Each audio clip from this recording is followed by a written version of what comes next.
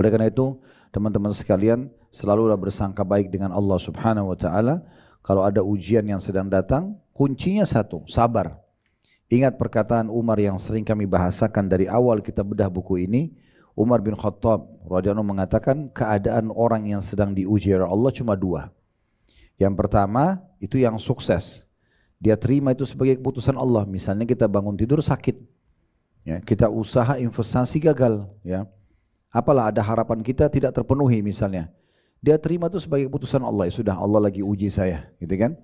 Kemudian dia ikhtiar mencari jalan keluar. Maka orang seperti ini dia akan mendapatkan pahala karena menerima keputusan Allah. Dia mudah melaluinya dan akan mendapatkan solusinya. Tapi sebaliknya orang kedua adalah orang yang tidak bisa menerima. Dia bangun tidur sakit, lalu dia berkeluh kesah. Dia marah-marah dengan dirinya sendiri, dia salahkan AC di kamarnya, dia salahkan orang di sekitarnya, dia salahkan minuman yang dia minum semalam atau makanan. Ini semua orang-orang yang tidak bisa menerima takdir Allah Subhanahu wa taala. Sehingga dia bisa berdosa dengan itu, dia sulit melalui dan tidak akan menemukan jalan keluarnya. Jadi keadaannya adalah memang kalau ada ujian, solusinya cuma sabar, nggak ada yang lain. Cuma sabar itu bukan duduk manis, elus dada, kemudian duduk gitu ya, tunggu. Nah, itu bukan, tapi sabar itu adalah menerima dulu keputusan Allah. Allah lagi uji saya sekarang, lalu kemudian dia ikhtiar. Lagi sakit, konsultasi sama dokter, minum obat, kemudian apalah ya, dia ikhtiar, orang utang nggak bayar, dia ikhtiar menagihnya, dia menggunakan jalur hukum atau apalah ya. Maka semua itu termasuk dalam masalah sabar. Ini sudah kita jelaskan di poin pertama dengan segala macam ya jenis-jenis dalil yang di situ disebutkan oleh penulis ya, kita tidak ulangi lagi. Di poin kedua juga memperhatikan kitabullah dan sunnah rasulnya. Di halaman 42 ya, bagaimana seseorang itu kalau sedang diuji oleh Allah Subhanahu wa taala, dia harusnya ya kembali kepada agama, tidak bisa dia mendapatkan solusi dari yang lainnya ya. Di antara panduan agama adalah, saya pernah bahasakan itu, kalau ibu-ibu lagi ada masalah, kalau konsultasi boleh pada manusia, tapi kalau curhat itu hanya kepada Allah. Karena kalau kita curhat sama manusia, misal orang tua kita misalnya, orang tua kita sangat menyayangi kita misalnya, orang tua masih hidup, contoh ibu sama ayah, lalu kemudian kita menyampaikan permasalahan kita, kita tuangkan semua sama dia. Maka di sini kita hanya menambah masalah buat orang tua kita.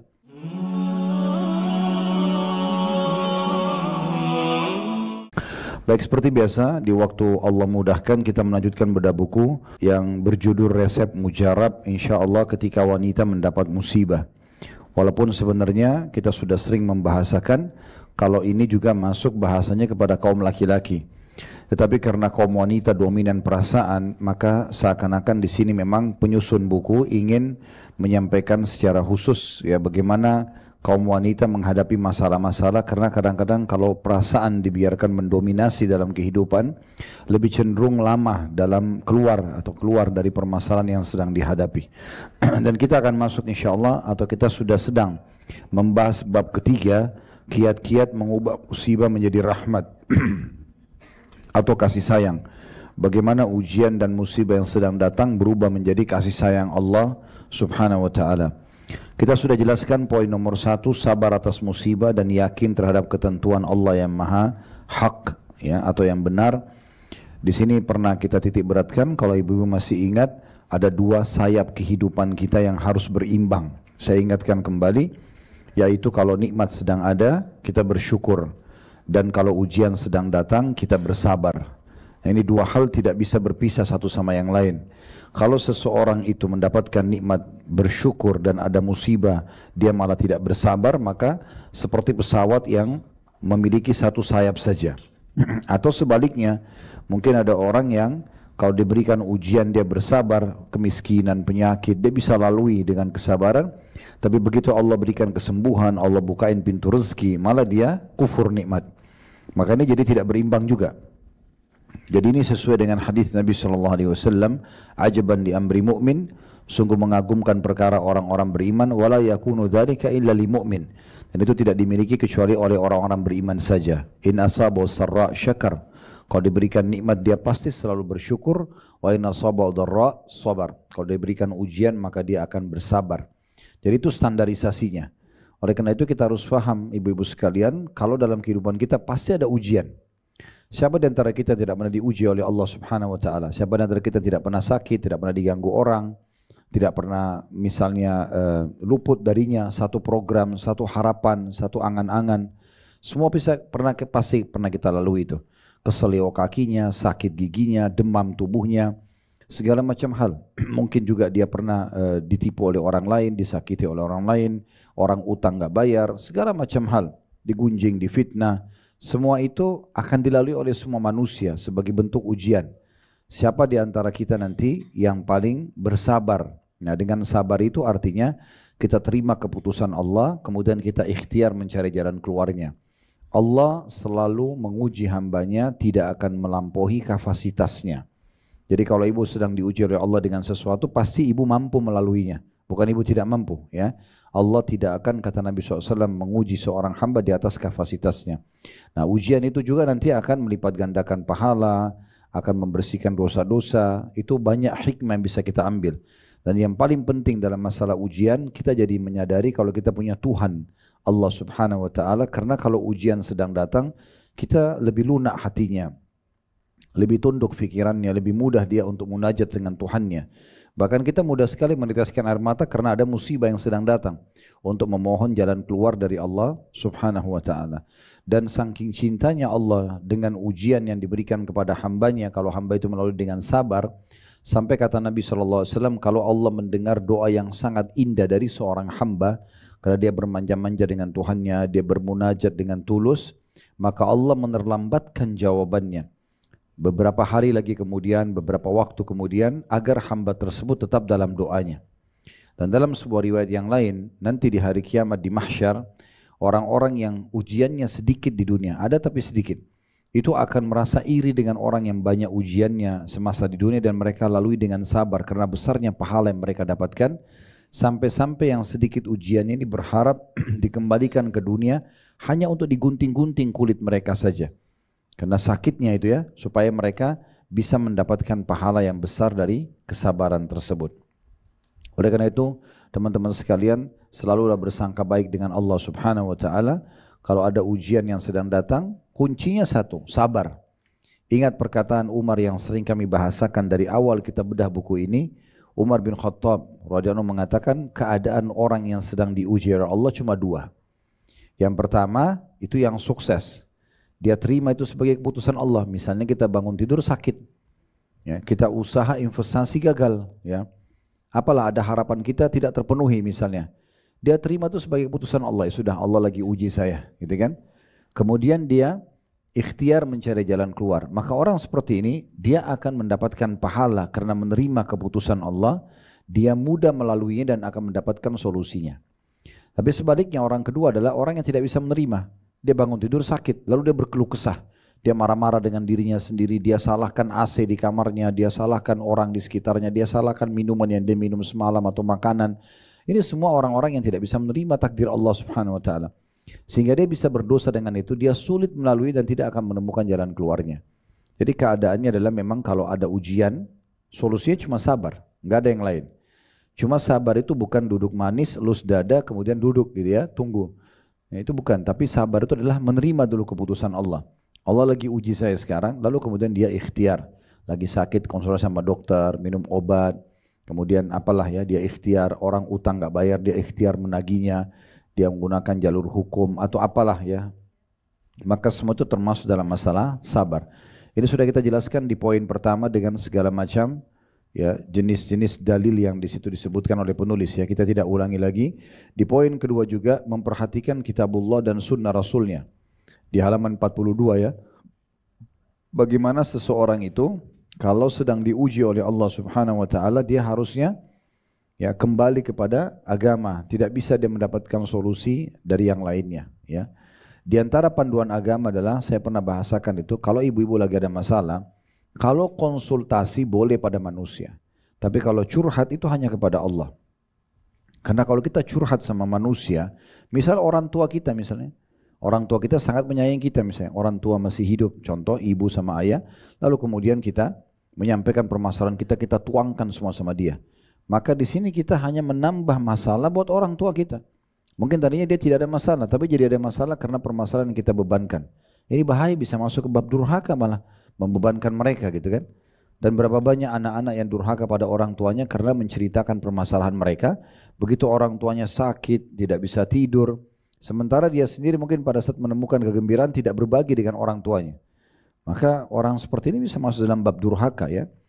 Jadi sama manusia hanya konsultasi, sakit ke dokter. Masalah mungkin secara hukum agama kepada ulama misalnya. Kalau curhat itu wudu. Ya, pakai mukena, wudu, sholat taubat 2 rakaat, tuangkan semua kepada Allah di dalam sujud kita. Ya, bahasakan semua dalam doa itu penting sekali. Karena kalau kita tuangkan semua dalam doa kita, kita sampaikan kepada Sang Pencipta Allah, memang itu yang paling tepat. Karena kalau kita sedang ada nikmat, ini sering saya ulangi ya, dan saya akan selalu ulangi, kalau kita sedang ada nikmat yang ciptakan kita Allah, yang ciptakan nikmat itu Allah, yang bisa menambah hanya Allah. Kalau ada musibah yang menciptakan kita Allah, yang menciptakan musibah atau ujian itu Allah, yang bisa memberikan jalan keluar hanya Allah subhanahu wa ta'ala. Itu sudah dijelaskan juga di poin nomor 2 ya. Di poin nomor 3, meyakini bahwa seorang mukmin pahitnya dunia. Meyakini bahwa bagi seorang mukmin pahitnya dunia adalah manisnya akhirat. Maksudnya apapun yang dia rasakan dari ujian-ujian yang datang ya di dunia ini, maka itu akan membantu dan memberikan dia balasan yang sempurna di akhirat sana. Jadi ada beberapa derajat di surga yang ibu tidak bisa jangkau kecuali dengan ujian. Mungkin ada satu derajat di surga yang kita harus sholat malam 100 tahun, kita harus bersedekah 100 tahun, puasa 100 tahun, mungkin umur kita hanya 60-70 tahun. Tapi Allah mau kita sampai ke sana. Dan diuji dengan penyakit, dia harus berobat selama 10 tahun, konsumsi obat terus-menerus misalnya. Tapi dia tetap sehat, gitu kan? Maksudnya tetap bisa menjalani kehidupannya. Nah itu nanti kalau dia sabar menerima itu akan mencapaikan dia ke derajat yang mungkin tidak bisa dijangkau kecuali dengan umur yang lebih panjang dalam ibadah. Nah itu jalan pintas sebenarnya untuk mendapat derajat-derajat yang tinggi di akhirat sana. Itu yang disinggung di poin nomor 3. Ini juga sudah pernah kita jelaskan, cuma saya ingatkan kembali saja ya. Nah sekarang kalau tadi menurut penyampaian ya, saya kebetulan di buku ini tandanya sudah di poin ke-15. Tapi kalau tadi di sini disebutkan poinnya poin 4, maka kita akan masuk ke poin nomor 4. Sepakat nomor 4 ya? Allahu a'lam. Ya. Baik. Ya udah, di poin nomor 4 ya. Di poin nomor 4, masalah bagaimana mengubah musibah menjadi rahmat. Di situ ditulis oleh penulis di halaman 46, memohon pertolongan dan mengadu hanya kepada Allah Ta'ala, bertawakal hanya kepadanya sambil meniru kesabarannya. Di sini dibagi 3 ya, di judul ini, memohon pertolongan dan mengadu hanya kepada Allah. Ini yang tadi sempat kita singgung ya. Ibu coba praktekin, punya masalah apapun, coba langsung angkat tangan ke langit, menghadap kiblat. Mulai dengan sederhana, Alhamdulillah, wassalatu wassalamu ala rasulillah, puji Allah, baca salawat kepada Nabi, lalu bahasa Indonesia saja. Ya Allah sembuhkan penyakit saya, ya Allah mudahkan urusan saya, ya Allah begini dan begitu. Terus, jangan pernah berhenti berdoa sampai ibu lihat jalan keluarnya. Dan Allah menjanjikan dalam Al-Quran, wa idha sa'alaka ibadi anni fa inni qarib, ujibu da'watad da'i idha da'an, falyastajibu li wal yu'minu bil la'allahum yarshudun.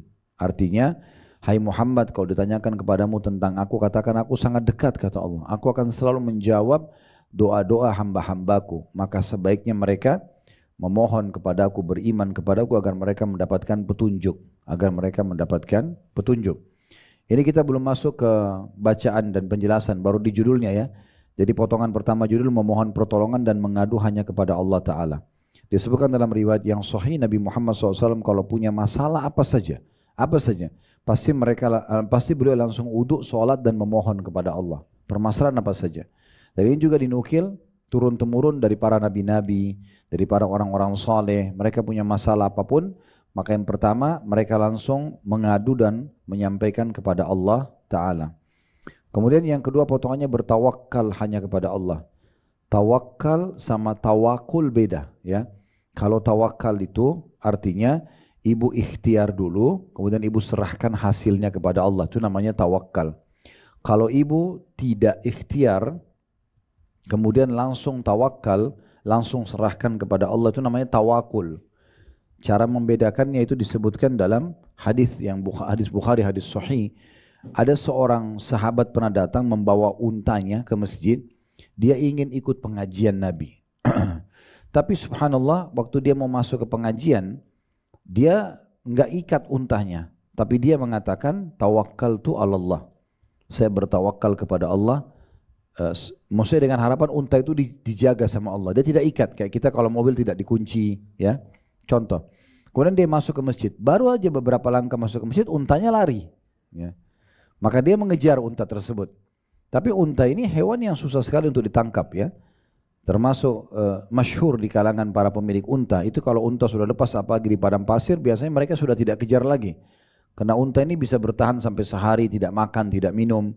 Dia bisa berjalan cukup jauh, larinya juga kencang di padang pasir. Dia hewan yang sulit untuk ditangkap. Makanya Nabi SAW juga jadikan perumpamaan hafalan Quran. Kata Nabi SAW, jagalah hafalan Quran kalian karena dia lebih cepat hilang daripada unta yang lepas. Jadi Nabi berikan gambaran unta gitu ya. Nah orang ini rupanya karena untanya lari, dia kejar-kejar nggak dapat. Waktu dia kembali ke masjid, sudah selesai pengajian Nabi. Jadi nggak dapat ilmu, hilang juga untanya gitu ya. Maka Nabi SAW tanya, ada apa dengan kamu? Dia bilang, ya Rasulullah, ceritanya begini tadi. Saya bertawakal kepada Allah, saya tidak ikat unta saya, tapi saya serahkan kepada Allah, lalu saya masuk ke masjid, tapi unta saya lari, lalu hilang. Kata Nabi SAW, iqilha wa tawakkal ala Allah. Ikat dulu untamu, baru tawakal. Ikhtiar dulu, kunci dulu mobilnya, kunci rumahnya, ya, gitulah. Tutup makanan, apa itu ikhtiar dulu. Baru serahkan hasilnya kepada Allah. Itu namanya tawakal. Ya, itu yang Allah sebutkan di dalam surah At-Talaq, ya, surah nomor 65 di ayat 3-nya ya.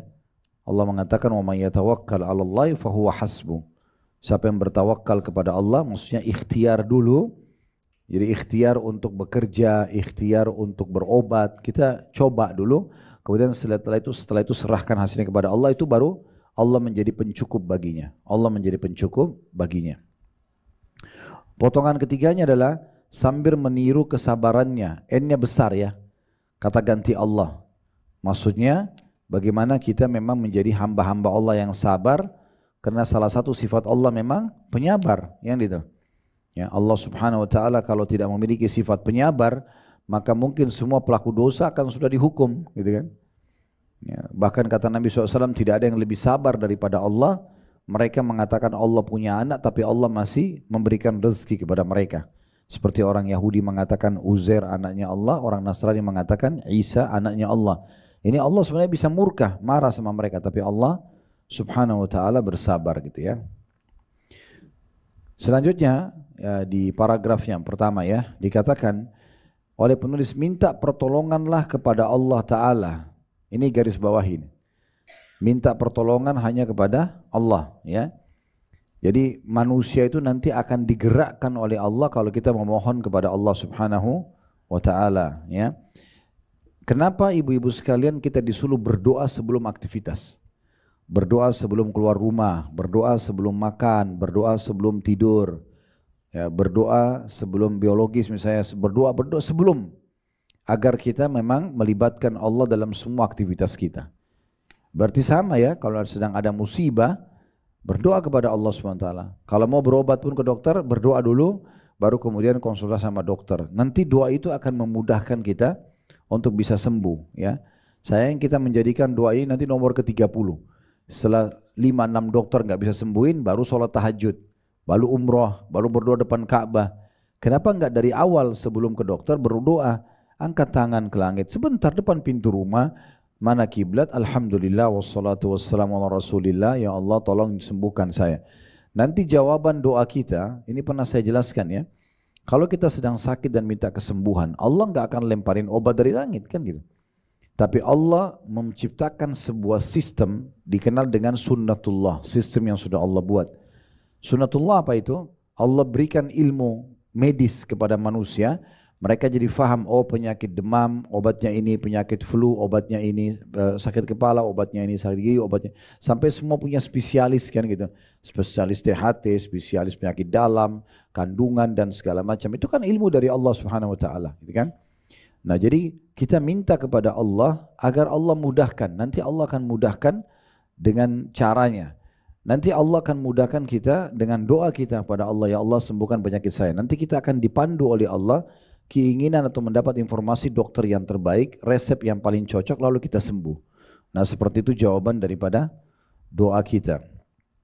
Nah, itu yang perlu digarisbawahi di sini. Jadi minta tolonglah hanya kepada Allah saja, ya. Karena banyak orang bahkan pakai jilbab muslimah, ya masih pergi dukun, minta-minta sama jin. Ya kita tidak butuh lintas alam, gitu kan? Minta tolong pun minta tolong di alam kita manusia. Allah sengaja buat jin itu tidak kelihatan, kita nggak perlu kenalan, nggak perlu menikah, nggak perlu transaksi jual beli supaya nggak usah kita cari tahu. Kenapa harus pergi dukun yang minta kepada jin-jin itu? Untuk apa? Yang itu. Untuk buat pasangannya suka, untuk buat anaknya sembuh, untuk penyakitnya sembuh, untuk ini dan itu. Semua itu tidak benar. Ya. Berarti tidak minta kepada Allah Subhanahu Wa Taala. Saya ulangi dari kata penulis, minta pertolonganlah kepada Allah Ta'ala agar diberi keyakinan dan menerima bahwa segala ketentuan itu dari Allah Ta'ala, sehingga dapat berusaha keras untuk menyembunyikannya dan tidak berkeluh kesah di hadapan makhluknya Allah Subhanahu Wa Ta'ala. Ya. Abdul Aziz bin Abi Dawud berkata, 3 hal termasuk perbendaharaan surga. Maksudnya ini nanti akan menjadi harta simpanan terbaik di surga. Yang pertama, menyembunyikan musibah. Biarkan orang semua tahu kita tuh nggak ada masalah, ya.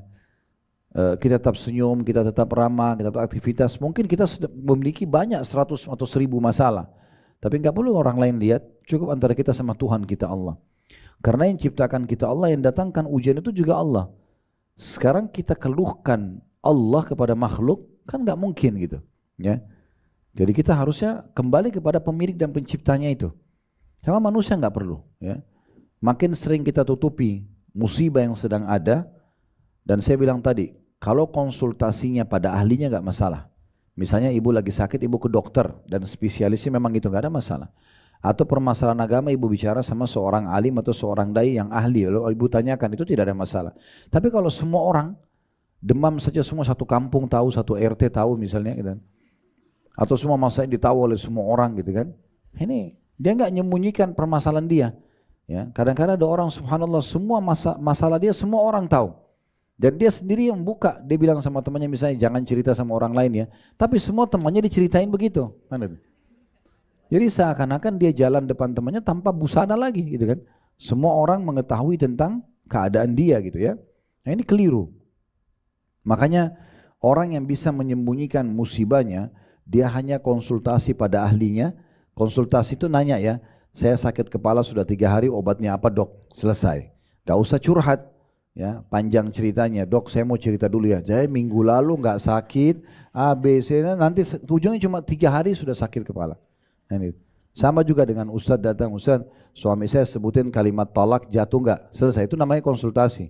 Kalau saya mau cerita dulu Ustadz, pernah gitu ada orang kirim surat ke kantor, 4-5 lembar. Ini bacanya juga lama sekali gitu. Ujungnya cuma satu di situ, suami saya sebutin talak dalam keadaan marah jatuh nggak Ustaz. Cuman itu doang intinya. Tapi 3-4 lembar suratnya. Untuk apa semua cerita itu kan panjang. Saya juga nggak perlu tahu kan itu masalahnya apa. Contohnya. Tapi kalau curhatnya kepada Allah tepat, sujud, minta kepada Allah, berdoa yang lama, nangis, lampiaskan semuanya kepada Allah SWT itu betul. Itu betul. Jadi kalau ibu menyembunyikan musibah, maksudnya tidak diekspos ke orang-orang. Kecuali kalau ahlinya tadi boleh saya bilang ya, maka itu berarti ibu akan dapat perbendaharaan surga. Ada nilai sendiri yang ibu akan dapatkan dari kesabaran itu. Kemudian yang kedua, menyembunyikan sakit. Kalau punya penyakit nggak perlu semua orang juga tahu gitu kan. Karena kalau yang kita sampaikan di depan kita adalah orang yang mencintai kita, orang tua misalnya atau pasangan hidup, itu akan membuat mereka terbebani.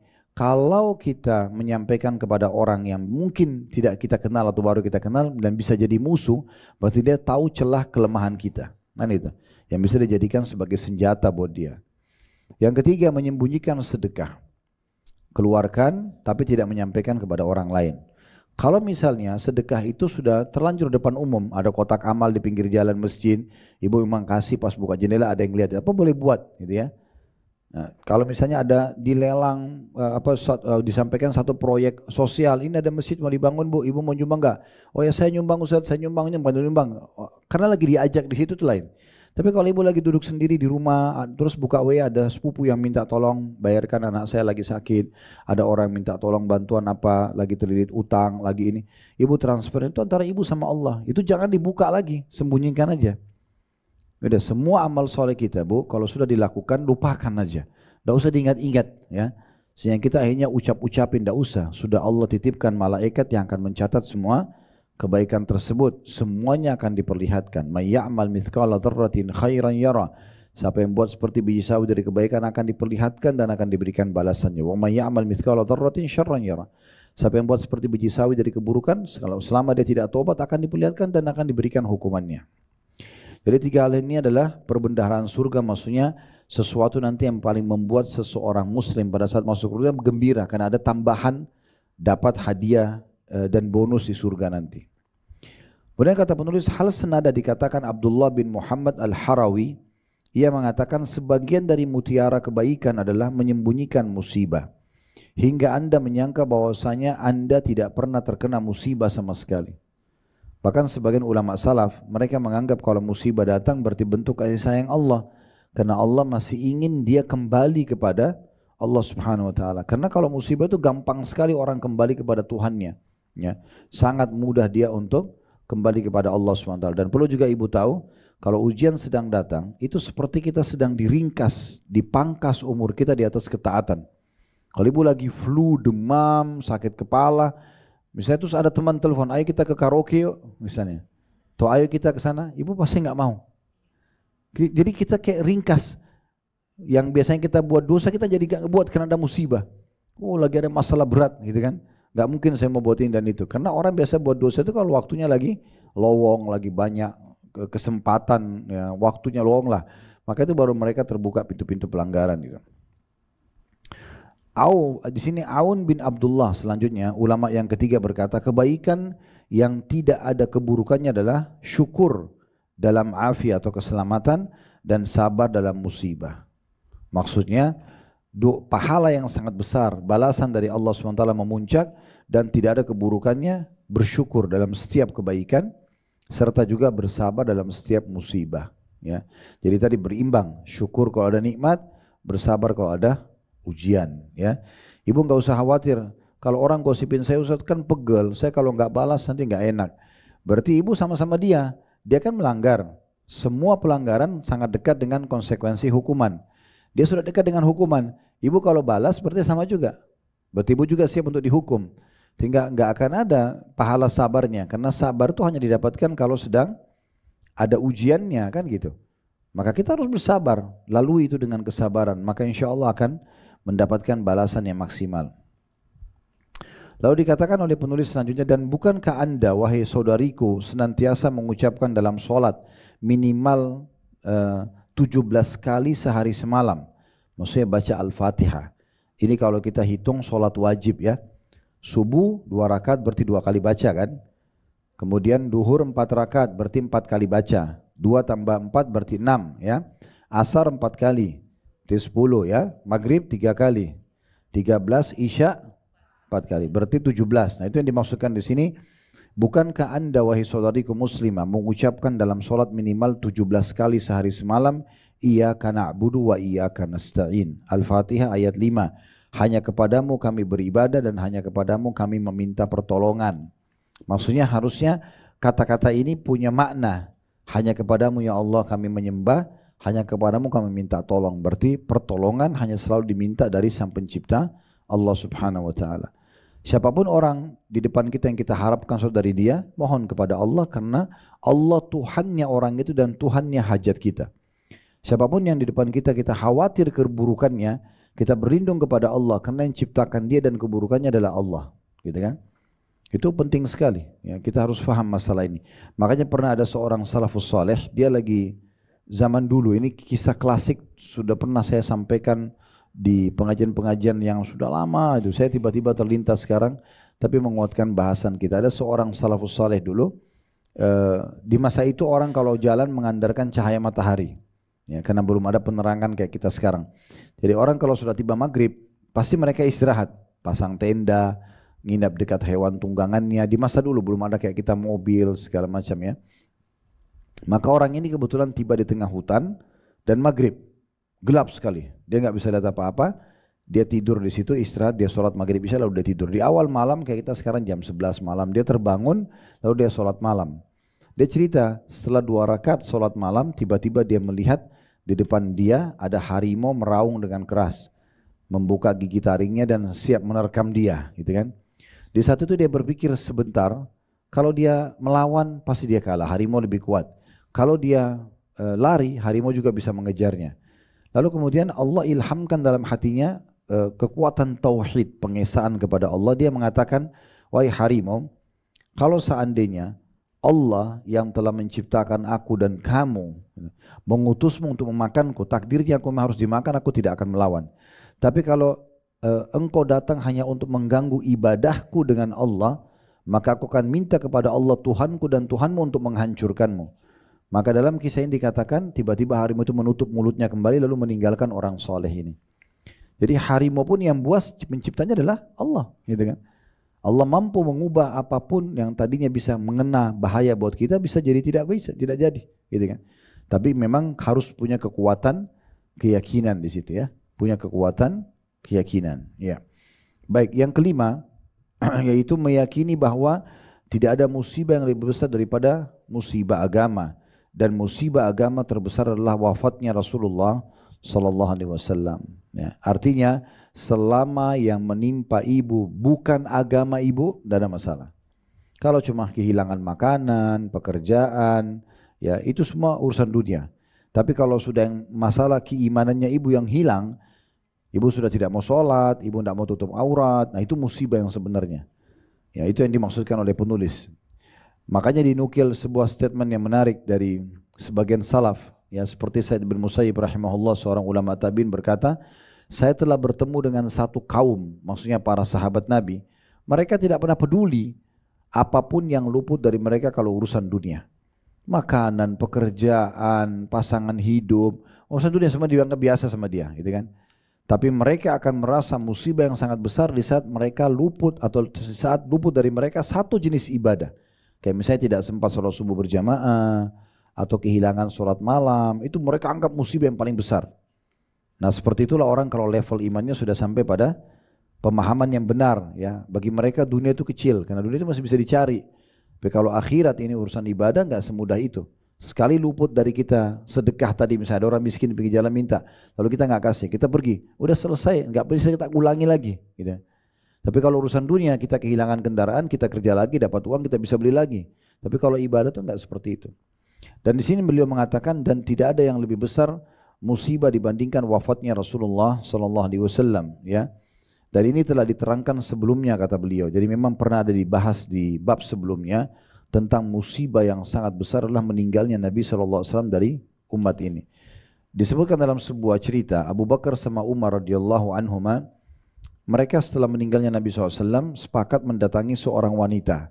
Wanita ini di masa Nabi SAW sering Nabi kunjungin dia ke rumah, nemuin ibu itu sama keluarganya, sama suaminya, sama anak-anaknya. Maka Abu Bakar sama Umar datang, kemudian ibu itu lagi nangis. Lalu kata Abu Bakar sama Umar, yakinlah bagi Rasulullah SAW di sisi Tuhannya lebih baik daripada dia tinggal di dunia.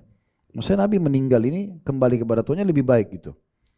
Maka kata wanita tersebut, saya bukan menangis ya karena meninggalnya Nabi SAW, tapi saya menangis dengan meninggalnya Nabi berarti wahyu sudah terputus dari langit. Dulu kalau Nabi masih hidup ada masalah kita bertanya, sekarang kalau Nabi sudah meninggal kita mau bertanya ke siapa gitu. Ya, jadi itu maksudnya bagaimana mereka menganggap hilangnya Nabi SAW dan meninggalnya dengan terputusnya wahyu dari langit ini berarti sudah musibah bagi umat, ya. Itu musibah yang paling besar. Dan penulis juga pernah menyinggung tentang masalah musibah-musibah yang pernah dihadapi oleh Nabi SAW. Nabi itu dari awal sudah menghadapi musibah, bahkan lahir dalam kondisi yatim, kan gitu. Masih di perut ibunya Aminah, sudah meninggal ayahnya, berarti lahir sudah yatim. Kemudian juga baru melahir lalu dititipkan kepada suku Sa'diyah. 2 tahun sampai 6 tahun tinggal di sana. Sampai terjadi pembelahan dada Nabi SAW baru dikembalikan pada ibunya. Baru berapa hari sama ibunya meninggal dunia, gitu kan? Itu masih kecil semua, masih 6 tahun. Kemudian dibina oleh atau dibesarkan oleh kakeknya Abdul Muttalib selama 2 tahun sampai 8 tahun. Setelah itu kakeknya meninggal lagi di 8 tahun. Jadi proses kematian dalam hidup Nabi ini luar biasa berentetan gitu. Di umur 8 tahun disponsor oleh pamannya Abu Talib sampai beliau menikah di umur 25 tahun. Tetapi Di fase ini beliau tinggal di rumah pamannya dan pamannya Abu Thalib punya anak yang sangat banyak, jadi beliau harus bekerja. Jadi Nabi itu bekerja waktu itu jadi pengembala domba untuk membantu pamannya. Dari umur 8 tahun sampai 21 tahun. 13 tahun beliau jadi pengembala domba untuk membiayai membantu pamannya. Jadi umur 8 tahun sudah cari income ya. Dari umur 21 tahun sampai 40 tahun beliau jadi pengusaha ya, sehingga bisa membantu pamannya, apalagi sudah menikah dengan Khadijah, hidupnya bahagia dan juga wanita yang mampu. Tetapi dari Khadijah ini pada saat beliau dikaruniai anak 6 orang, 2 laki-laki 4 perempuan, Qasim dan Abdullah, serta perempuannya adalah Ruqayyah, Ummu Kalthum, Zainab dan Fatimah. Semuanya ini 6-6-nya, 5 orang diantaranya meninggal di masa hidup beliau. Cuma 1 saja yang meninggal setelah Nabi SAW meninggal. Jadi Al-Qasim dan Abdullah meninggal di masa hidup Nabi. 3 perempuan juga begitu, Ruqayyah, Ummu Kalthum dan Zainab semua meninggal di masa hidup Nabi. Jadi beliau punya 7 orang anak, dari Khadijah ada 6. Ya. 6 ini 5 meninggal di masa hidup beliau. 1 saja Fatimah yang tinggal sampai 1 tahun setelah Nabi SAW meninggal. Beliau juga dapat anak lain laki-laki dari Maria, namanya Ibrahim, juga meninggal masih bayi. Jadi dari 7 orang anak Nabi, 6 orang meninggal di masa hidup beliau. Gitu kan? Kemudian juga berjalan kehidupannya di Mekah, terutama setelah dilompatkan jadi Nabi, di umur 40 tahun sampai 53 tahun, yaitu 13 tahun semuanya dengan hinaan, cacian, ditolak dakwanya. Dulunya Nabi itu dikenal orang yang punya nama harum, orang yang cerdas, orang yang bagus jalur nasabnya. Tapi hanya dihina-hina, diinjak, batang leher beliau lagi sholat, dituangkan kotoran unta, dianggap dia penyihir, dan segala macam hal lah. Ya. Perlu ibu-ibu tahu, anak Nabi SAW itu, salah satu anak beliau perempuan pernah menikah sama anaknya Abu Lahab. Ya, jadi Abu Lahab itu paman Nabi tapi sekaligus besannya ya. Itu waktu Nabi diumumkan jadi Nabi, Abu Lahab suruh ceraikan anaknya Nabi. Hanya dinikahi oleh Utsman bin Affan. Kalau bukan Ummu Kalthum, Ruqayyah, salah satunya. Yang jelas seperti itu keadaannya. Jadi anaknya pun diceraikan karena beliau berdakwah. Terus dihina-hina, dicaci maki dan segala macam. Sampai fase umur 53 tahun hijrah ke Madinah. Hijrah ke Madinah pun 10 tahun walaupun sudah punya kerajaan, sudah punya kekuatan, tetapi masih banyak kaum munafikin, orang-orang munafik yang suka menghina-hina Nabi. Ya, Nabi SAW mengatakan Allah memerintahkan begini, masa sih nggak mau gini, difitnah segala macam hal selama 10 tahun sampai Nabi SAW meninggal dunia. Ya, itu ceritanya cukup panjang dalam Sirah Nabawi. Tapi kalau kita lihat rangkaian kehidupan Nabi, kita akan lihat musibah yang menimpa kita sangat kecil, ya, daripada musibah yang dialami oleh beliau. Makanya Nabi SAW mengatakan siapa yang sedang menghadapi masalah atau musibah, coba pertemukan dengan musibahku, maka dia akan melihat musibahnya lebih kecil dari itu. Juga ada solusi yang baik ya Bapak Ibu sekalian, kalau Anda sedang menghadapi sebuah masalah, jangan terlalu dibesar-besarkan, karena kadang-kadang dia tidak besar, kita yang besarkan. Kadang-kadang hanya karena tidak dapat makanan favoritnya sudah sedih 2 hari. Untuk apa? Atau tidak sempat beli baju kesukaannya, sudah jadi bahan bicaraan 1 minggu, 1 bulan. Artinya kenapa dibesar-besarkan gitu? Santai aja, nggak dapat makanan ini, makan makanan yang sana kan gitu. Dan jangan suka mengurung diri kita di bingkai kehidupan yang kita buat-buat sendiri. Ya, ini sering saya kasih contoh. Saya kalau tidak minum kopi pagi hari kepala saya pusing. Kenapa? Kenapa harus begini? Jadi aja tidak ada kopi pusing, benar. Sudah ada kopi, ada susu, ada air putih, ada madu, minum saja yang ada. Ada orang saya nggak bisa makan kecuali di rumah saya, susah. Rumah temannya nggak bisa makan, rumah mertua nggak bisa makan. Saya nggak bisa tidur kecuali pakai bantal saya. Ya. Ini kan jadi masalah. Pernah ada jamaah kami umroh sama kami bawa bantal, ibu-ibu. Kenapa bu bawa bantal? Saya nggak bisa tidur Ustaz kalau nggak pakai ini. La haula wala quwata illa billah. Bantal. Artinya bantal mana saja bisa dipakai, ada bantal hotel, ada bantal. Kan gitu maksudnya. Kenapa besarkan permasalahan? Nah, masalah tidak ada. Kadang-kadang ada orang tidak ada masalah, dilahirkan masalah itu. Ya, untuk apa? Kalau musibah itu betul ada, gangguan orang, kita memang betul-betul sakit. Nah itu oke. Itu pun tetap kita diusahakan diperkecil. Anggap itu masalah kecil aja. Dia akan lebih ringan kalau kita kecilkan masalah itu. Kan gitu. Dengan cara membayangkan berapa banyak nikmat yang Allah berikan. Coba kalau kita mau bicara adil bu ya. Kalau dalam 1 tahun 365 hari Allah berikan kita kesehatan. Pernah kan kita lalui 1 tahun tidak sakit ya? Baik, tahun depan Allah uji kita 1 minggu saja flu. Kan tidak adil ya. Harusnya 1 tahun sehat, 1 tahun sakit kan gitu. Tapi 1 minggu itu saja udah luar biasa. Dibesar-besarin seakan-akan Allah itu sudah tidak adil sama dia, apalah segala macam. Atau dia dikasih nikmat mungkin 40 tahun. Tahun ke-41 diuji dengan satu penyakit, diuji dengan satu musibah. Dia lupa semua 40 tahun nikmat Allah. Lalu ini yang dibayangkan sama dia. Ini kan tidak adil namanya ya. Sementara ujian itu memang pasti akan datang. Kan gitu. Baik, saya bacakan ya. Dikatakan jika musibah yang Anda alami sekarang ini wahai saudariku bukan musibah agama, maka sungguhnya musibah itu ringan. Hanya makanan, pekerjaan, pasangan hidup, gampang itu semua, bukan masalah berat ya. Asal kita tidak besarkan dan kita tinggal mohon kepada Allah. Tetapi pahalanya sungguh besar. Jadikanlah sebagai kesempatan untuk mendapatkan rahmatnya. N-nya besar kata ganti Allah. Sehingga musibah itu berubah menjadi rahmat. Kita masuk poin ke-6. Mengetahui dan meyakini keutamaan orang yang teringat akan musibah di masa lalu. Kemudian ia istirja. Dari sini mengetahui dan meyakini keutamaan orang yang teringat akan musibah di masa lalu kemudian istirja. Kita baca dulu hadisnya biar lebih jelas ya. Diriwayatkan bahwa Rasulullah SAW bersabda, "Ma min muslimin wala muslimatin yusabu bi musibatin fayadhkuruha wa in tala ahduha fayuhdithu lidzalika istirja'an illa jaddadallahu lahu 'inda dzalika fa'atahu mithla ajriha yauma usiba biha." Tidaklah seorang muslim laki-laki atau perempuan ditimpa satu musibah lalu ia mengingatnya kembali sekalipun sudah lama terjadi. Lalu ia membaca istirja. Ini sudah pernah kita sebutkan ya. Inna lillahi wa inna ilaihi raji'un. Namanya istirja. Kami milik Allah dan kami akan kembali kepada Allah. Jadi kalau ibu misalnya pernah kena penyakit atau pernah diganggu orang atau pernah orang ganggu, gosipin, difitnah tahun mungkin 10 tahun yang lalu. Lalu kita mengingat lagi kembali kejadian tersebut antara kita sama Allah. Lagi duduk terus kita merenung, oh pernah ada musibah itu menimpa saya. Lalu kita bilang lagi, walaupun sudah dapat jalan keluarnya ya. Misalnya orang itu sudah dihukum sama Allah. Kita bilang inna lillahi wa inna ilaihi raji'un. Apa kita dapatkan? Kecuali Allah Ta'ala akan memberikan pahala lagi. Ya, sebagaimana yang diberikan di hari ia terkena musibah. Hadis ini diriwayatkan oleh Ahmad dan juga Al-Baihaqi dalam Syu'abul Iman. Ada di bawah footnote-nya ya. Footnote di situ ada footnote nomor 34. Jadi maksudnya di sini kalau amal soleh tadi saya bilang nggak usah diingat-ingat.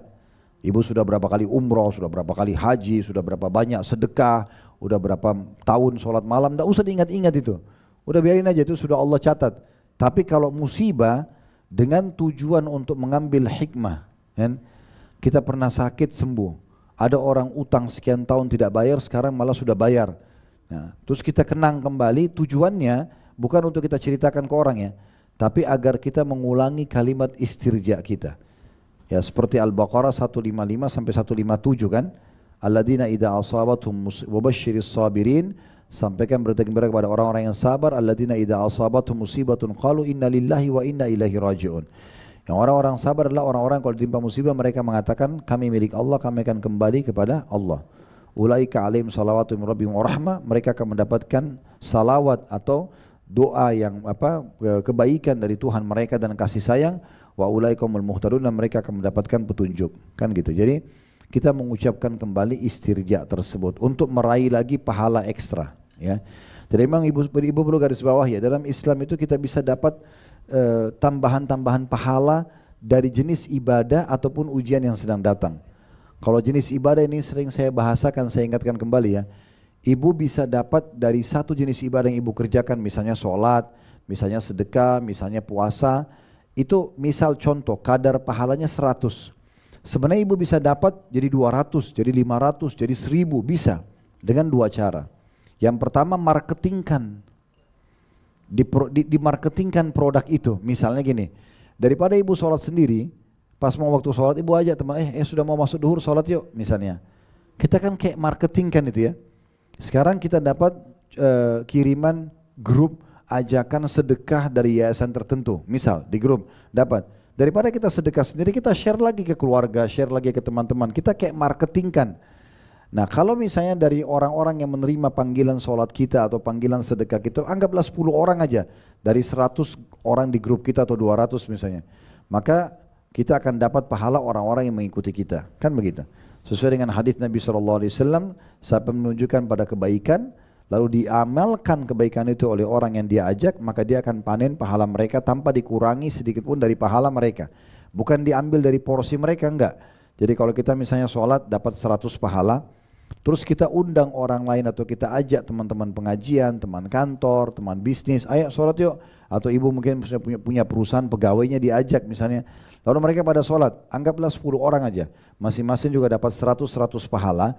Nanti kita dapatnya 1.100 pahala. Karena 100 punya kita, 1.000 dari mereka. Tanpa dikurangi sedikit pun dari pahala mereka. Kan gitu. Jadi caranya kita marketingkan soal ibadah itu. Yang kedua kemasan. Mengemas, ini sering saya kasih contoh ya.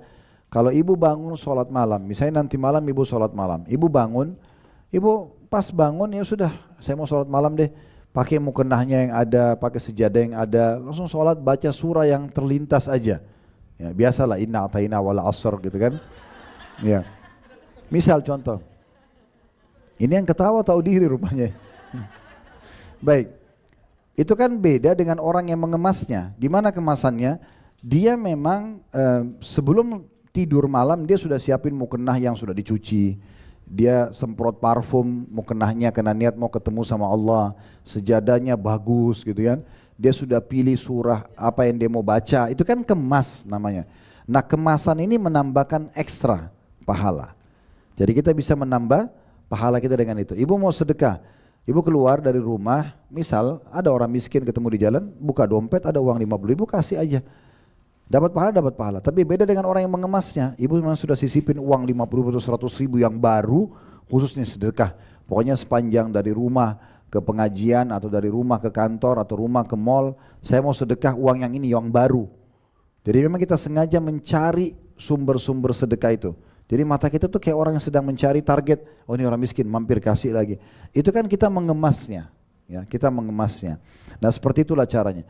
Nah kalau itu dalam amal soleh, kalau dalam musibah dengan cara kita merahasiakannya, ya kita menikmati prosesnya, kita jadikan itu sebagai ajang justru kita mendekatkan diri kepada Allah Subhanahu Wa Taala. Semua itu akan menambahkan ekstra pahala, ya.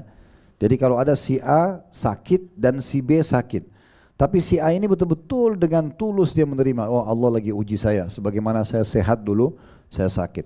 Dan perlu ibu garis bawahi ya. Selalu saja ujian lebih sedikit waktunya dan kapasitasnya ya, itu dibandingkan nikmat. Contoh misalnya, sekarang anggap yang hadir di sini misalnya antara 30 sampai 50 tahun atau 60 tahun umurnya misal. Contoh, dari umur yang sudah kita lalui, 30 tahun yang lalu, 40 tahun, berapa kali kita sakit, berapa kali kita sehat? Kan gitu. Atau berapa lama saat kita sakit dan berapa lama kita sehat? Pasti kita akan temukan sakitnya lebih sedikit. Kan gitu. Pasti begitu. Berapa kali kita sedih, berapa kali kita senang. Coba pertemukan secara persentase, kita akan temukan senangnya lebih. Berapa kali kita lapar, berapa kali kita kenyang. Kita akan temukan lapar lebih sedikit daripada kenyang. Bahkan kita sekarang misalnya lapar tadi, ibu makan cuma 1 piring, kenyangnya sampai malam. Kan lebih lama gitu ya. Jadi ujian itu sebenarnya sedikit.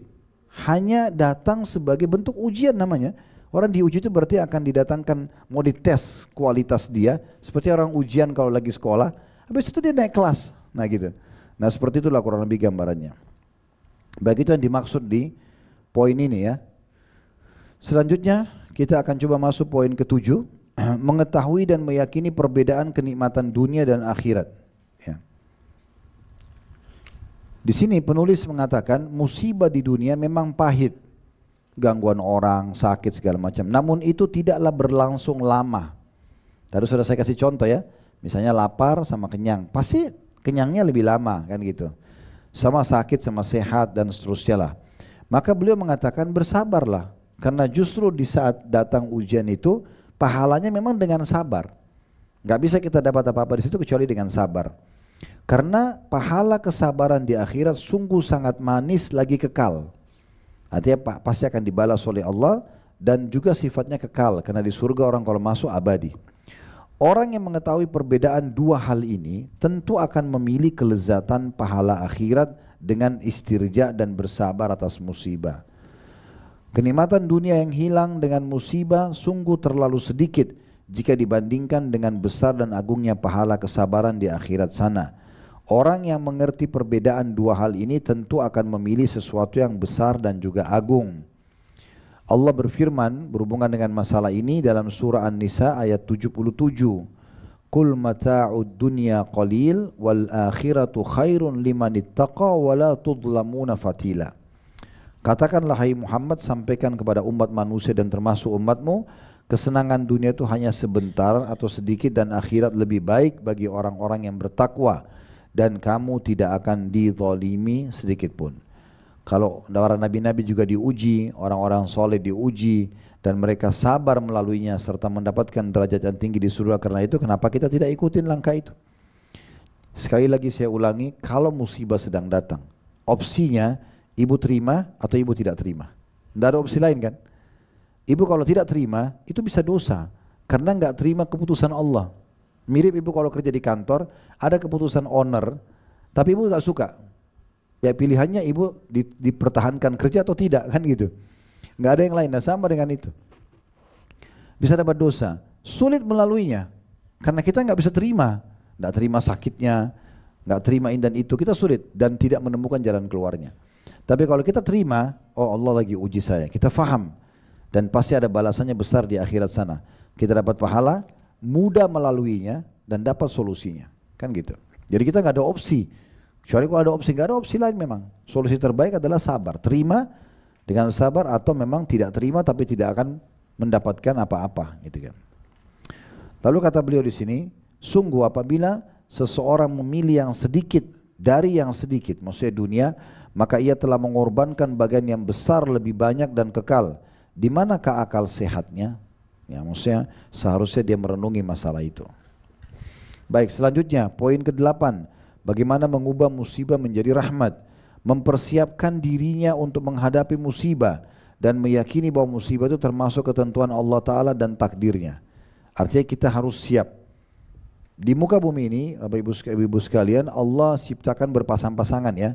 Lapar sama kenyang, sehat sama sakit, muda sama tua, ya. Hidup sama mati, kan gitu. Itu Allah ciptakan semua. Jadi kalau kita tahu hari ini kita sehat, kita harus punya cadangan, nanti kita bisa sakit. Ya, kadang-kadang sakit itu tidak kita programin, karena tidak ada orang yang mau sakit kan. Tapi tiba-tiba bangun tidur flu. Tiba-tiba kita sudah rajin sikat gigi, segala macam, tapi sakit gigi gitu kan. Ada saja jalan, di jalan yang bagus keseleo. Ya. Ada saja, subhanallah ya. Kadang-kadang kita juga mungkin orang yang olahraga pegel, orang yang tidak olahraga pegel, kan gitu. Ada saja gitu, ada. Jadi ada saja seperti itu.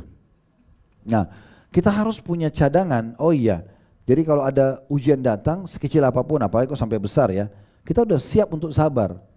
Sabar tuh, oh ya Allah lagi uji saya, selalu begitu. Udah saya terima aja deh, sambil ikhtiar ya. Saya sering kasih contoh kalau tidur sehat nih, tapi bangun tiba-tiba flu. Nggak usah AC disalahin, coba semalam saya nggak kecilin, mungkin saya tidak ini, coba saya tidur pakai selimut, coba saya tidak minum dingin, air es. Jadi kita cari urusan dunia, sebenarnya sudah terjadi. Apa manfaatnya? Nggak ada manfaatnya. Nggak ada manfaatnya. Tapi kita bangun, oh Allah lagi uji saya. Kita punya persiapan untuk itu. Lalu ikhtiar aja, minum obat, minum teh hangat, udah gitu aja dan nikmati aja prosesnya karena tetap harus kita lalui. Mau nggak mau harus kita lalui. Nah seperti itulah. Itu yang dimaksud di sini ya. Jadi kita punya persiapan diri untuk menerima itu. Kata penulis, dan ketahuilah bahwa musibah itu termasuk bagian dari ujian agar terbukti siapa yang bersabar dan siapa yang berkeluh kesah, siapa yang ridho dengan ketentuan Allah Ta'ala dan siapa yang marah. Siapa yang maksudnya marah itu marah pada Allah ya. Kenapa saya diuji begini, kenapa saya ditimpa ini gitu. Dan tidak ada manfaatnya buat dia. Gak ada manfaatnya sama sekali. Siapa yang mengadu kepada Allah, justru dia pada saat timpa musibah dia kembali kepada Allah. Dan siapa yang mengadu pada manusia, ya, kalau manusia tadi sudah saya bilang tidak boleh kecuali konsultasi ya. Siapa yang hanya memohon pertolongan kepada Allah dan siapa yang meminta bantuan kepada syaitan, pergi pada dukun, ya, penjaga gua, apalah segala macam, dan musuh-musuh Allah Ta'ala lainnya, ya, seperti orang-orang non-muslim yang malah mengajarkan dia jauh dari agamanya, atau para ahli maksiat malah mabuk-mabukan, malah narkotika dan segala macam. Abul Farraj Ibnul Jauzi rahimahullah mengatakan bahwa obat bagi orang yang tertimpa musibah ada 7. Obat bagi orang yang tertimpa musibah ada 7. Ini menurut Ibnul Jauzi rahimahullah. Yang pertama, agar bisa ya menghadapi musibah dengan tenang, mengetahui bahwa dunia adalah negeri cobaan dan penderitaan, dan tidak mungkin bagi kita untuk mengharapkan kesenangan yang hakiki. Maksudnya tidak bisa senang terus gitu di dunia, nggak ada. Pasti akan ada ujiannya, gitu kan? Maka tadi di awal pembukaan saya bilang, siapa di antara kita yang belum pernah diuji? Pasti akan ada ujiannya. Yang hakiki nanti di akhirat, karena abadi semua. Ya, di dunia ini kita kepemilikan pun sementara. Ibu punya rumah atas nama ibu, sementara. Ibu mati, selesai, jadi warisan. Berapa kali kita tinggal di rumah, rumah itu sudah rumahnya orang lain, gitu kan? Saya pernah Allah amanahkan kami beli satu rumah di dekat kantor. Rumah itu subhanallah dibangun oleh orang lain. Saya tahu siapa yang bangun gitu ya. Dibangun oleh orang lain, setelah jadi semuanya dia tinggal sekeluarga, tiba-tiba dia butuh uang, dijual. Terus saya masuk di rumah itu, saya jadi berpikir, bagaimana mudahnya pindah tangan kepemilikan rumah itu. Hanya datang satu ujian karena butuh uang, langsung pindah. Dan berapa kali tanah yang kita tinggalin itu sudah sekian banyak orang yang tinggali sebelumnya. Memang begitu dunia. Tidak ada kepemilikan abadi, ya. Yang maksimalnya kalau kita meninggal semuanya sudah bukan punya kita lagi, kan gitu. Tapi kepemilikan abadi di akhirat. Akhirat itu ibu satu kali punya istana itu selamanya punya ibu. Sekali punya baju itu selamanya. Dan kata Nabi SAW, sampai masuk surga tidak akan habis masa mudanya.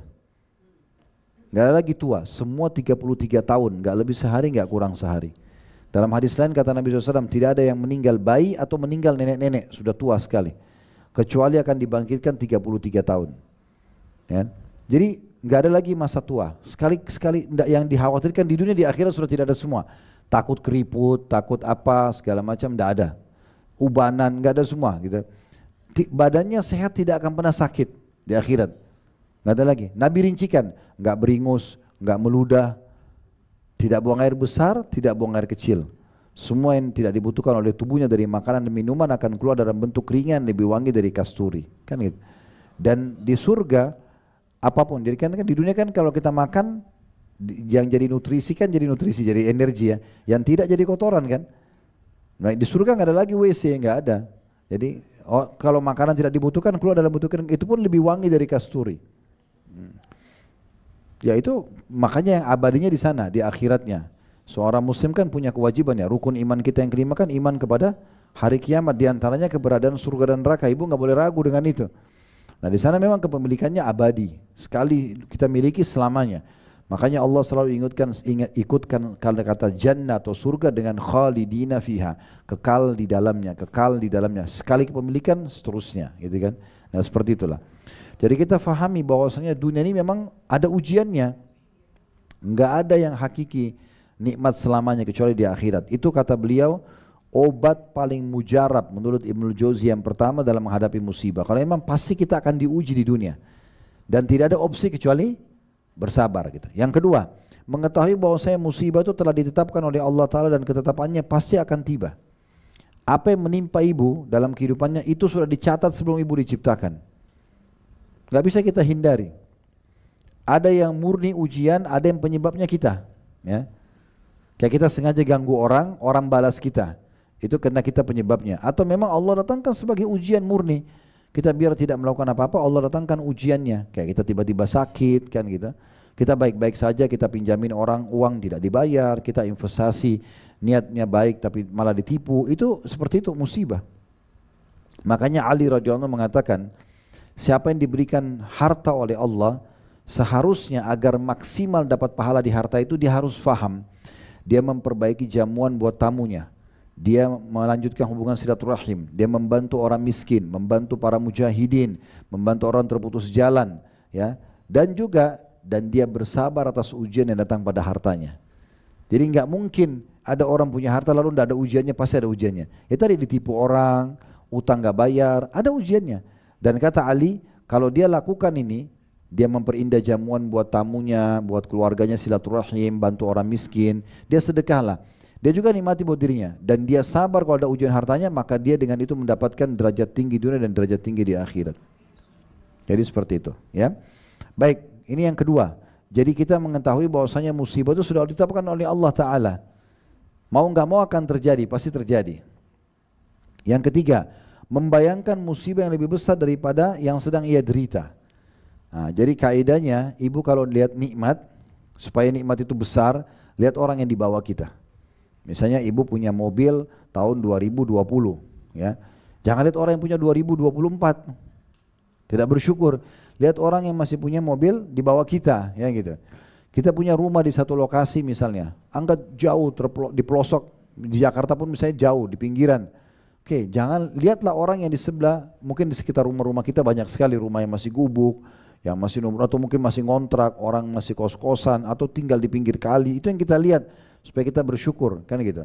Jangan lihat orang yang punya rumah lebih bagus di Jakarta Pusat, maka tidak pernah bersyukur, kan gitu. Jadi kalau ada ujian, ada nikmat, lihat orang yang di bawah kita. Kata Nabi SAW, kalau kalian diberikan nikmat, maka lihatlah orang yang lebih rendah dari kalian, maka kalian akan lebih bersyukur, karena dengan bersyukur bertambah. Nah, kalau musibah terbalik, ibu lihat orang yang lebih berat. Misalnya kita flu, ada orang flu sama demam. Kita flu sama demam, ada orang flu demam rematik, gitu. Kita flu demam rematik, ada orang yang sudah meninggal, kan gitu. Atau stroke misalnya. Jadi kalau ada musibah, lihat orang yang lebih berat, supaya kita mengingat musibah kita jadi kecil. Itu yang dikatakan di poin ketiga, membayangkan musibah yang lebih besar dari yang sedang diderita. Ya, seperti misalnya ada orang ditipu 1 juta rupiah, misal contoh. Yang dia lakukan adalah supaya dia bisa menerima musibah atau ujian itu, dia mengatakan syukur ya cuma 1 juta, kalau 10 juta saya kasih kemarin, nah gitu kan. Jadi seakan-akan memang itu jadi kecil buat dia, ujian datang gitu. Yang keempat, merenungkan keadaan orang yang diuji dengan ujian yang sama, bahwa ia tidaklah sendirian. Kayak kita flu, ada juga semua orang flu. Kita demam, semua juga orang demam. Kita ditipu, semua orang juga semua ditipu. Lain halnya musibah di neraka, karena orang yang kekal di dalamnya dikurung sendirian, sehingga ia menyangka bahwa tidak ada orang yang kekal di neraka selain dirinya. Kalau musibahnya adalah sudah masuk ke neraka, itu baru tidak bisa kita berbicara apa-apa lagi. Tapi kalau musibah cuma di dunia, maka pastikan musibah yang sedang menimpa kita itu menimpa juga manusia yang lain. Kalau kita cuma sendiri bu, ditipu orang satu dunia ini, baru kita bisa protes. Orang semuanya banyak ditipu. Atau di sini mungkin bu, siapa yang hadir di sini, masya Allah sekian puluh orang ini, siapa yang belum pernah ditipu orang? Saya mau kasih mikrofon saya ini, John. Bicara cerita, oh saya 30 tahun tidak pernah ditipu orang gitu ya. Atau 40 tahun saya hidup, saya tidak pernah digosipin orang, ada? Nah, atau saya tidak pernah sakit gigi, nah, saya nggak pernah masalah sama pembantu saya, ada? Nah, atau saya tidak pernah ada masalah sama suami saya, tidak pernah masalah sama anak saya, misal. Berarti semua orang lalui nggak? Kan, jadi kita faham, kecuali kita sendiri, baru kita mungkin protes. Ini kan semuanya orang. Nah, tinggal dilihat siapa yang bersabar gitu ya. Yang kelima, melihat mereka yang diuji dengan musibah yang lebih berat, sehingga penderitaannya akan terasa ringan. Maksudnya cari orang yang lebih berat daripada kita. Yang keenam, mengharapkan pengganti yang lebih baik dari musibah yang menimpanya, termasuk ketika kehilangan anak atau istri ataupun suami. Jadi maksudnya kalau selama meninggal anak misalnya, mohon kepada Allah SWT agar dipertemukan di akhirat. Kalau dia masih muda, mungkin dia mohon agar Allah SWT gantikan lagi anak yang lain misalnya. Tidak ada masalah dengan pasangan hidupnya, tidak bisa dilanjutin rumah tangganya. Baik, berharap Allah berikan penggantinya yang lebih baik. Tidak ada sesuatu yang mustahil, gitu kan? Semua tetap bisa saja ya diharap kepada Allah SWT gitu. Yang ketujuh, mengharapkan pahala kesabaran. Ini yang terakhir, yang ketujuh yang beliau mengatakan, berarti yakinlah setelah di saat sabar itu akan ada pahalanya sendiri gitu ya. Baik, kemudian dikatakan demikianlah perkataan Abul Farraj. Masih ada kiat-kiat yang lainnya, yakni pertama, mengetahui bahwa ketentuan Allah bagi seorang mukmin itu selalu baik. Tadi Ibnul Jauzi berikan 7. Penulis di sini mau menambahkan buat kita beberapa kiat dari penulis yang komplikasi ulama ini, ada saran-sarannya. Ditambah selain 7 itu, mengetahui bahwa ketentuan Allah bagi seorang mukmin selalu baik. Jadi tidak jadi nikah sama si fulan, tidak jadi berusaha sama si fulan, tidak jadi pindah ke tempat ini dan itu, tidak jadi beli barang itu. Selalu menganggap, oh ini ketentuan Allah yang paling baik. Sesuai dengan sabda Nabi SAW, ini hadis tadi yang saya bacakan ya. Ajaban di amril mu'min, sungguh mengagumkan perkara orang mukmin. Inna amra kullahu khair, semua urusannya baik. Walaysa dzaka li ahadin illa lil mu'min, dan itu tidak dimiliki kecuali oleh hanya orang beriman saja. In asaba sarra'u syakar, kalau dia diberikan nikmat dia bersyukur, fakana khairan lah, dan itu baik buat dia. Wa in asabathu dharra'u sabara fakana khairan lah, kalau dia diberikan musibah maka dia bersabar dan itu lebih baik buat dia. Hadis riwayat Muslim. Jadi mengapa Anda harus bersedih untuk suatu kebaikan? Kalau maksudnya itu adalah kebaikan, ya, kalaupun musibah datang tetap kebaikan buat Anda. Yang kedua, dari tambahan penulis ya, mengetahui dan meyakini bahwa beratnya ujian adalah keistimewaan orang-orang baik. Maksudnya ada, ini sebenarnya ada dalilnya ya, kata Nabi SAW, inna idhamal ajri ma'idhamil bala, atau kama qala Nabi SAW, sungguhnya besarnya kadar balasan pahala sesuai dengan besarnya ujian yang ada. Yang ketiga, mengetahui dan meyakini bahwa ia adalah seorang hamba, dan seorang hamba tidak memiliki sedikit pun dari dirinya karena ia adalah milik tuannya, Allah Subhanahu wa taala. Yang keempat, menyadari bahwa musibah yang terjadi pada hamba adalah diridhoi oleh tuannya, maka si hamba wajib untuk meridhoi apapun yang diridhoi oleh tuannya, Allah Subhanahu wa taala. Yang jelas Allah itu lebih sayang kepada kita daripada ibu kita sendiri, ya. Allah tidak datangkan satu ujian kecuali dengan hikmah yang sangat baik.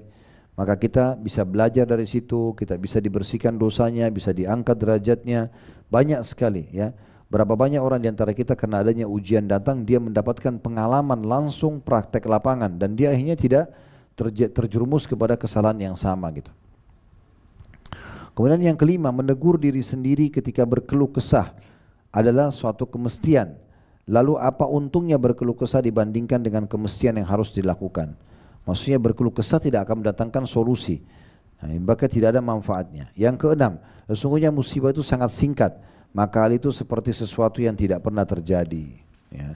Ini yang ditekankan oleh penulis. Dan sebagai penutup di situ, poin ke-9 nanti kita lanjutkan akan datang ya. Sebagian kiat-kiat tersebut mungkin ada yang serupa dengan yang sudah dibahas. Mari kita bahas kiat selanjutnya. Ini kata penulis. Nanti kita lanjutkan ke depannya itu ya, poin nomor 9.